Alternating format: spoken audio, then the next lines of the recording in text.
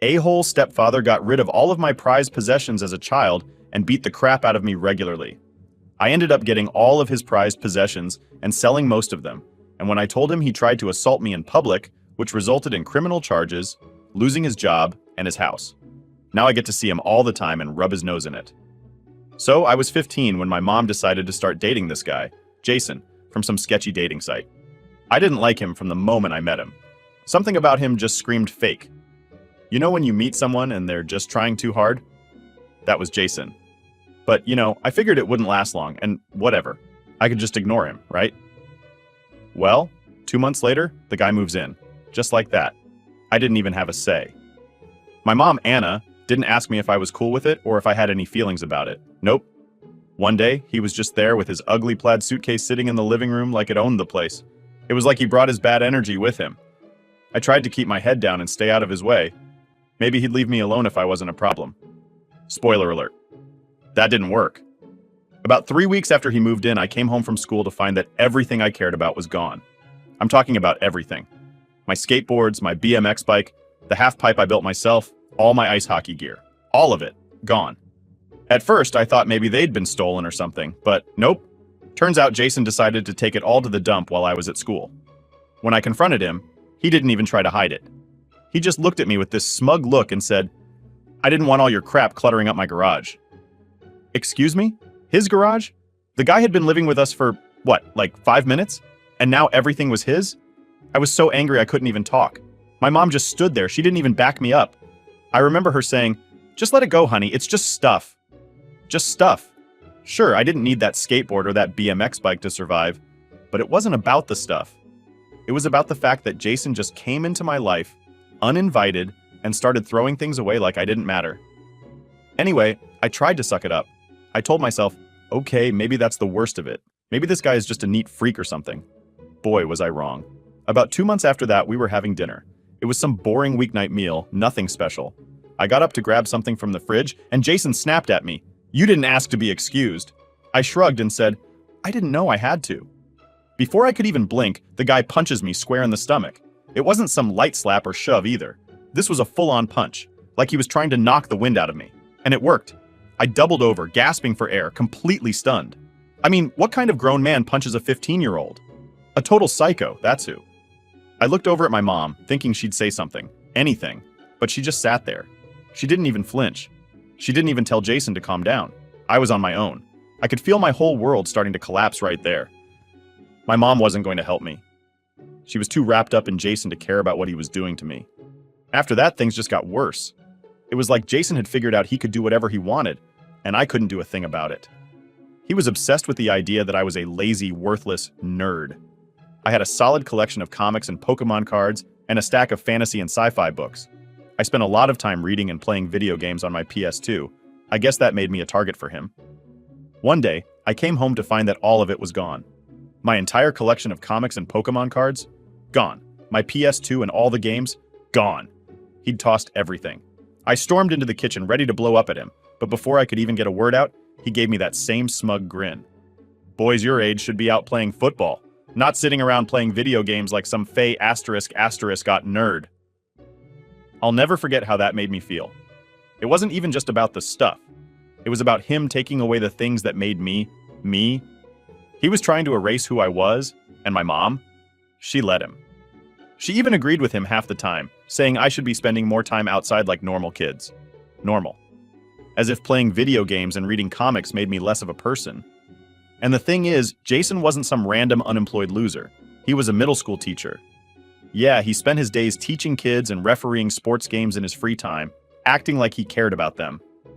But behind closed doors, he was this cruel, controlling asshole who made my life a living hell. The worst part was when he started controlling my money. My mom used to give me lunch money every week, so I could at least eat something during school. Jason decided I didn't deserve lunch money anymore because apparently I'd just spend it on gay shit like comics and video games. I was a kid. I needed to eat, and now I couldn't even afford a slice of pizza. So one day, I did what any starving 15-year-old would do. I took a few bucks from his stupid change jar. It wasn't even a lot, just enough for a slice of pizza and a soda. But of course, my twin sister Kelly, who loved causing drama, told Jason what I'd done. I thought he'd maybe yell at me, ground me or something, But nope, he called the cops. Jason actually called the police on me for taking like $3 out of his change jar. When they showed up, I was in total shock. I couldn't believe it. Jason pressed charges for larceny, over $3. The cops didn't even take it seriously, but Jason insisted.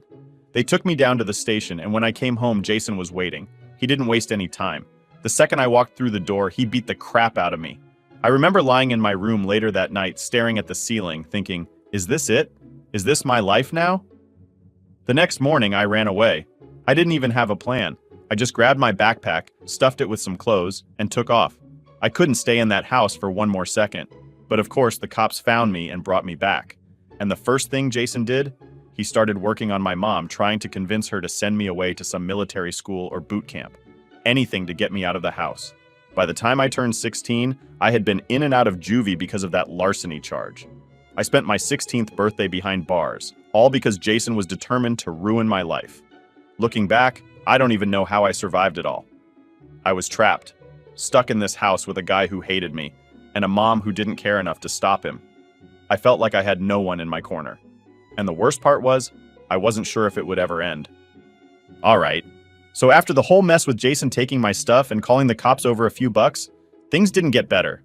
In fact, they got way worse. Jason seemed to take some kind of sick joy in making my life hell. It was like he was constantly coming up with new ways to screw with me. And the worst part? My mom, Anna, let him. She didn't even try to stop it. She acted like it wasn't happening, or worse, like it was my fault for not just doing what Jason wanted. After the police incident, Jason stopped pretending to be the nice guy in front of my mom.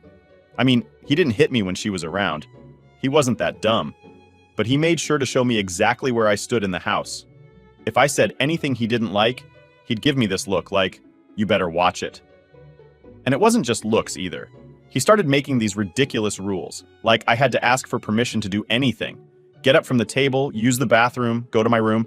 If I didn't ask, there'd be consequences. One night, I was in my room, minding my own business, just trying to do my homework. It wasn't even that late, maybe like 9 p.m. Jason comes barging in without knocking, like he owned the place. He starts yelling at me about how I didn't do my chores that day. I explained I was working on a school project, and I'd get to them after. Apparently that was the wrong answer. Next thing I know, he's dragging me out of my chair by the back of my shirt, yelling about how lazy I am. He slammed me into the wall so hard my shoulder cracked against it. The whole time he was telling me how I'd never amount to anything, how I was worthless. And again, where was my mom? In the living room, watching TV, acting like everything was totally fine. Afterward, when I told her what happened, she just said, "You really need to stop provoking Jason." Provoking? Right, like it was my fault he was a complete psycho. A couple weeks later, things escalated again. Jason had this thing where he hated seeing me enjoy anything. Like, if I was playing a game or reading a book, that was a problem for him. He wanted me to be working, cleaning, or doing whatever he thought was manly. So one Saturday, I was sitting in the living room playing a video game. Nothing crazy, just trying to relax.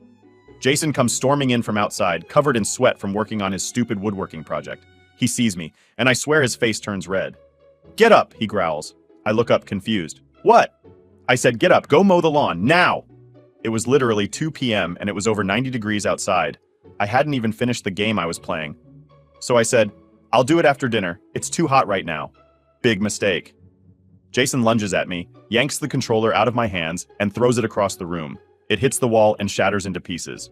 Before I can even react, he grabs me by the collar and pulls me out of the chair. This time, he's not just angry, he's furious. "Do it now, or you'll be sorry," he hisses in my face. At this point, I knew better than to argue. I grabbed the mower and went outside, feeling the heat slam into me like a wall. I spent the next 2 hours mowing the lawn under the blazing sun, drenched in sweat. By the time I finished, I was so exhausted I could barely stand. Jason didn't care. He came outside, inspected my work, and then had the nerve to point out spots I missed. He made me go back and fix them, even though I could barely see straight. When I finally went back inside, my mom was at the kitchen table, reading a magazine. She looked up, saw me covered in sweat and dirt, and said, "You know, if you just did what Jason asked the first time, this wouldn't happen." That was the moment I realized something. My mom wasn't going to help me. She wasn't on my side. No matter what Jason did, she was always going to take his side. I was completely alone. The next few months were just one long nightmare. Jason kept finding new ways to make my life miserable. He'd barge into my room at random times, demanding I do chores or accusing me of slacking off. He threw out more of my stuff, including my favorite jacket that my grandma had given me before she passed. When I confronted him about it, he just shrugged and said, "It was ugly anyway." It wasn't just physical stuff he took, though. He took away any sense of safety I had in my own home. I was constantly on edge, always waiting for the next time he'd snap. I barely slept because I was afraid he'd come into my room in the middle of the night. I started flinching anytime someone raised their voice around me, even at school. Speaking of school, things weren't much better there. I used to be a decent student, nothing special, but I got by. But with everything going on at home, my grades started slipping. I couldn't concentrate on anything. I'd sit in class just staring at the clock, counting down the minutes until I had to go back home to Jason. My teachers noticed, but none of them ever asked me what was going on. And honestly, even if they had, I wouldn't have known what to say. What could I say? My stepdad's a psychopath and my mom doesn't care? Yeah, like that would help. The only person who seemed to get it was my best friend, Ryan. He knew something was up, but I never told him the whole story. I didn't want anyone to know how bad it really was. But he could tell.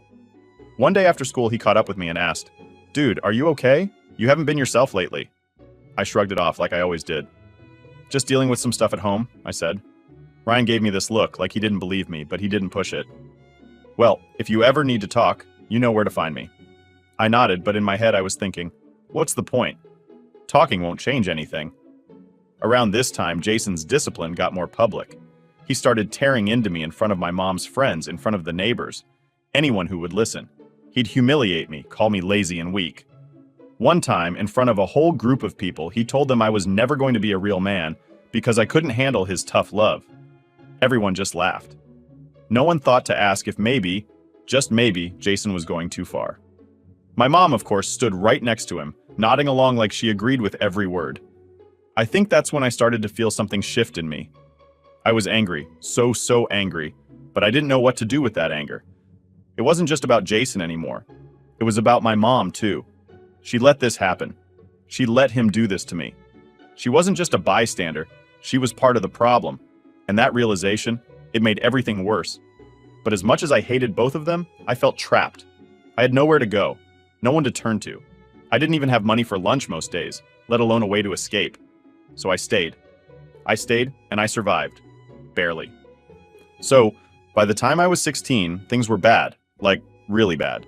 Jason wasn't even trying to pretend like he cared about me anymore. It was all about control, about breaking me down until there was nothing left. But the thing is, I wasn't going to give him the satisfaction of knowing he had me beat, even if I was starting to feel like I couldn't take it anymore. One day, things hit a new low. It was a Friday afternoon, and I'd just gotten back from school. I was exhausted because Jason had kept me up half the night with his random chores. Seriously, he'd make me mop the kitchen floor at 2 a.m. just because he felt like it. Anyway, I get home, and the first thing I notice is that something's off. The whole house feels empty. It's hard to explain, but you know when you can just tell something is wrong? Yeah, that feeling. I go into the kitchen and Jason's there, sitting at the table with this weird smirk on his face. I hated that smirk. Every time he smiled like that, I knew it meant he was about to pull something messed up. My mom wasn't home, which wasn't that unusual, but still, it felt weird. Jason was just sitting there, tapping his fingers on the table, like he was waiting for something. "Hey, Mike," he says, still smirking. "Guess what I found in your room?" Immediately my stomach dropped. I had no idea what he was talking about, but I knew it wasn't good. "What are you talking about?" I asked, trying to keep my voice steady. "Oh, don't play dumb with me," he says, standing up and walking toward me. He gets real close, too close, like he's trying to intimidate me. "I found your stash." Now I was seriously confused. Stash? What stash?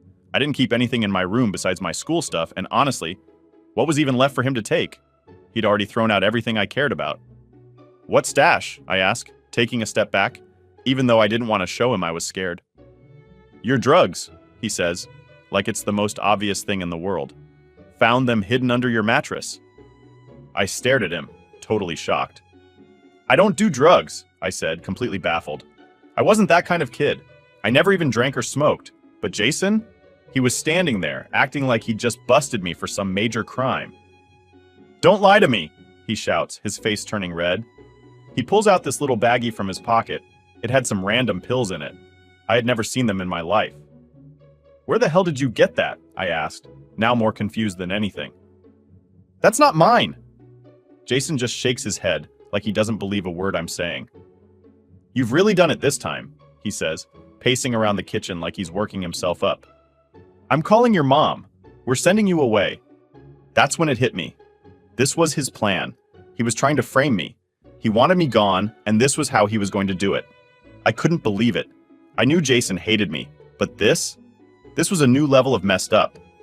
Before I could even think of how to respond, he picks up the phone and calls my mom. I stood there, completely helpless, while he told her he'd found drugs in my room and that I'd been hiding them for months. My mom, without even asking me if it was true, believed him. Of course, she did. I should have expected it, but it still hurt like hell to hear her say, "We need to do something about him, Jason. Maybe we should look into that military school you mentioned." Military school. This guy was literally framing me so he could ship me off to military school and get rid of me for good. I lost it. I absolutely snapped. I started yelling, telling him he was lying, that the pills weren't mine, that I wasn't going anywhere. But Jason didn't care. He just stood there, grinning like he'd won. And my mom? She just stayed on the phone, agreeing with him like she always did. I knew I had to get out of there. If I stayed, he was going to ruin my life. So I did what I thought was my only option. I ran away, again. But this time, I wasn't just running because I needed space. I was running because I couldn't live in that house anymore. I couldn't take another minute of Jason's abuse, and I couldn't handle my mom's constant betrayal. She wasn't just standing by and letting it happen. She was helping him. I grabbed my backpack, stuffed it with whatever clothes I could find, and left. I didn't have a plan. I didn't have anywhere to go.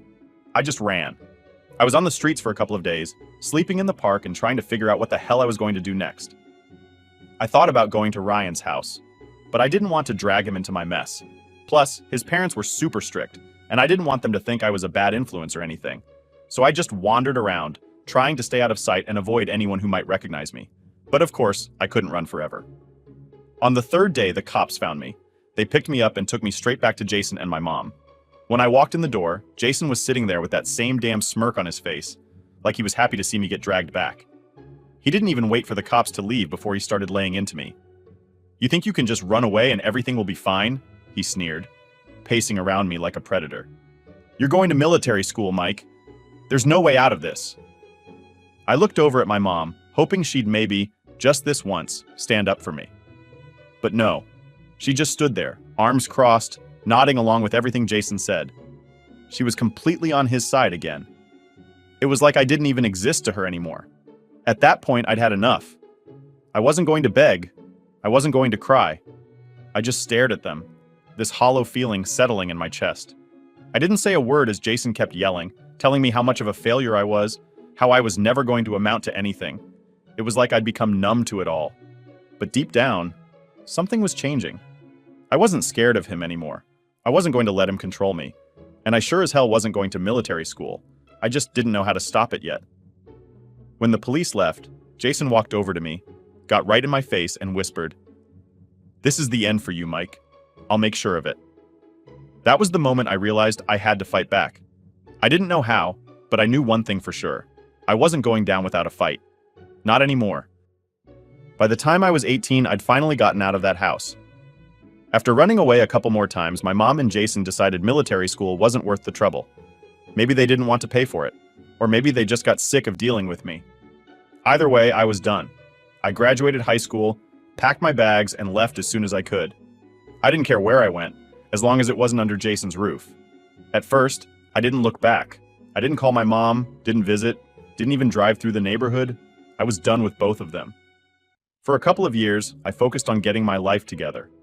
I got a job, started lifting weights, and made sure I never had to rely on anyone like Jason ever again. I guess you could say I got stronger, not just physically, but mentally too. I wasn't that scared kid anymore. Jason had no power over me, at least not like he used to. But here's the thing. The past doesn't just disappear. It sits there, waiting for you, whether you want to deal with it or not. And for me, it all came rushing back when I heard my mom was sick. It started with a random call from my aunt. We weren't super close, but she was the only family member who didn't totally buy into Jason's BS.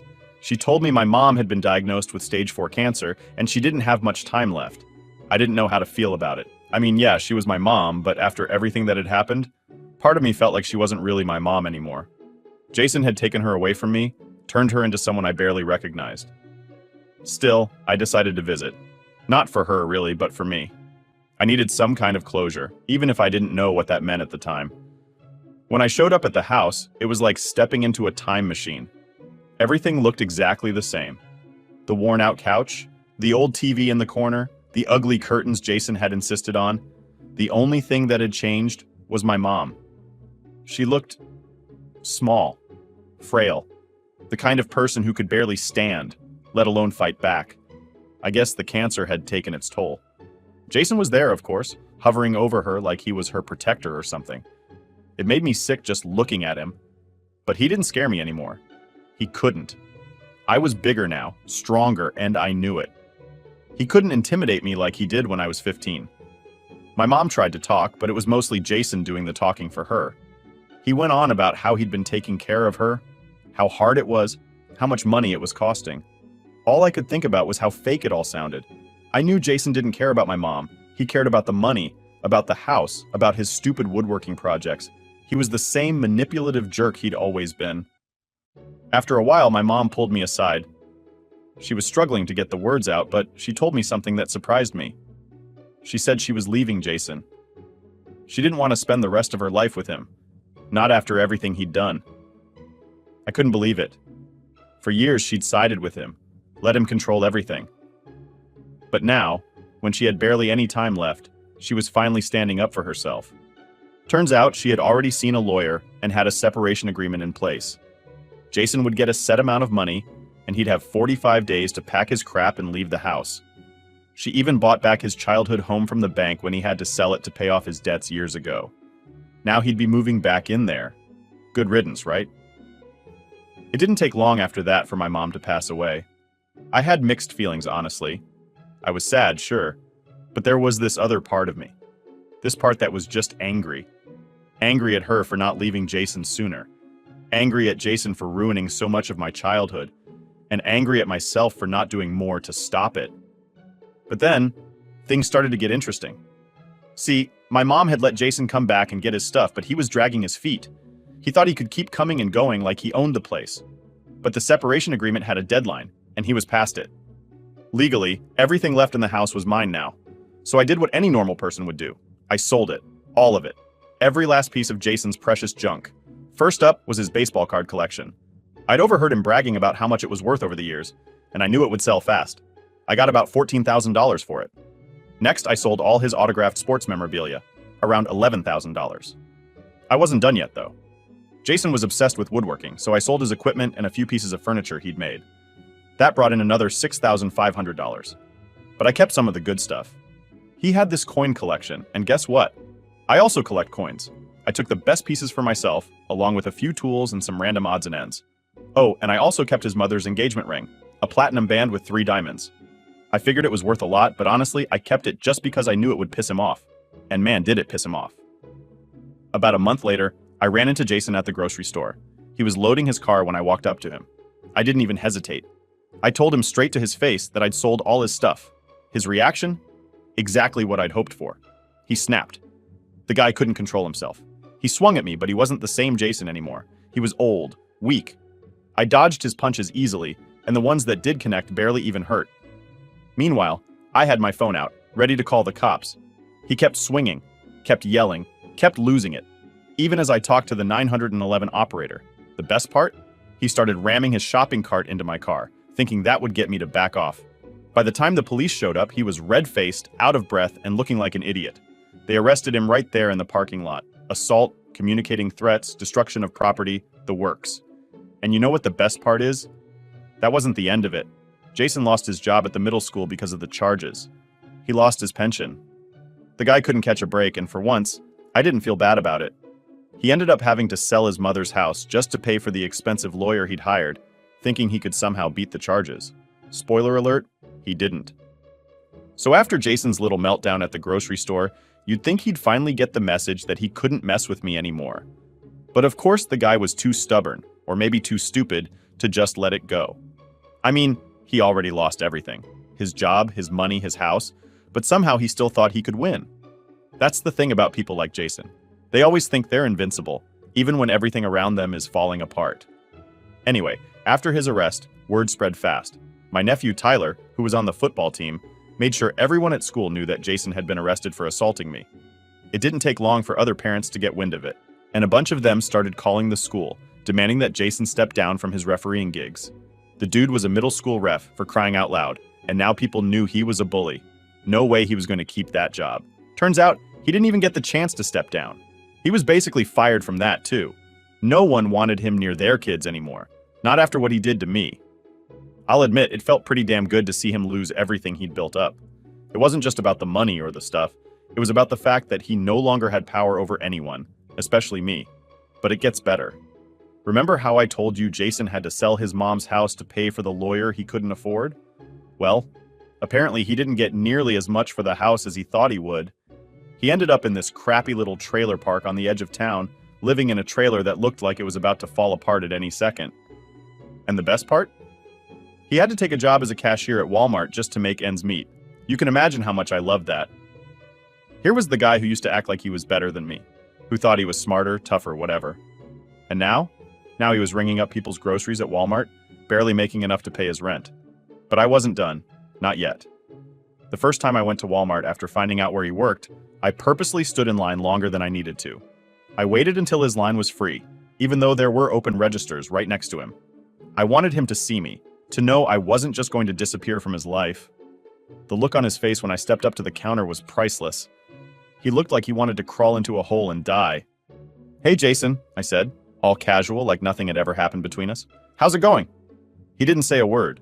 He just started scanning my groceries, his hands shaking a little. I could see the rage building up behind his eyes, but he couldn't do anything about it. Not anymore. As he scanned the last item, I made a point of handing him exact change, real slow, like I was enjoying every second of it. "Oh, wait," I said, pulling a rare coin from my pocket, one that I'd taken from his coin collection. "Didn't realize I had this. Guess I'll use my credit card instead." The way his face twisted in anger, it was almost enough to make me laugh out loud. But I kept my cool. I didn't need to say much. Just being there, making him ring up my stuff, was enough. But that wasn't the last time I saw him. Every time I needed something from Walmart, I made sure to go to that same store, wait in that same line. Every time, I'd make some little comment that I knew would dig under his skin. Like the time I bought a brand new above-ground pool for my daughter. I knew Jason loved those ratcheting wrenches he used to have, so as he scanned the pool I said, "You know, I just sold those wrenches you loved. Figured I'd use the money to buy this pool. My daughter's gonna love it." He didn't respond, but I could tell he was fuming. He was stuck there, working a dead-end job, while I was out there living my life, doing just fine. It was the ultimate karma, and I loved every second of it. And yeah, maybe it sounds petty, but after everything Jason had put me through, I didn't care. This guy had tried to ruin my life. He'd taken my stuff, beat me, humiliated me, and even tried to send me away. He'd called the cops on me, framed me for something I didn't do, and made my teenage years a living hell. He deserved every bit of misery he was getting now. But it wasn't just about revenge. It was about closure. For the first time in my life, I felt like I had control. Jason couldn't hurt me anymore. He couldn't take anything away from me. In fact, he was the one losing everything now, and I was the one who got to walk away, head held high. The final nail in the coffin came a few weeks later. My niece Emma, who went to the same middle school where Jason used to work, told me that he'd come back to the school to get his stuff after losing his job. Apparently, he made this huge scene in the middle of the hallway, yelling at the principal and crying about how unfair it all was. The kids who were there for summer school saw the whole thing. Emma said it was the most embarrassing thing she'd ever seen. I couldn't help but laugh when she told me. Jason had spent his entire life trying to be the big man, the one in control, and now he was nothing. Just some washed-up guy who couldn't even hold it together in front of a bunch of middle schoolers. After that, I didn't see much of Jason. I still went to Walmart from time to time, but I didn't need to rub it in anymore. I'd gotten what I wanted. Jason's life was ruined, and mine was just beginning.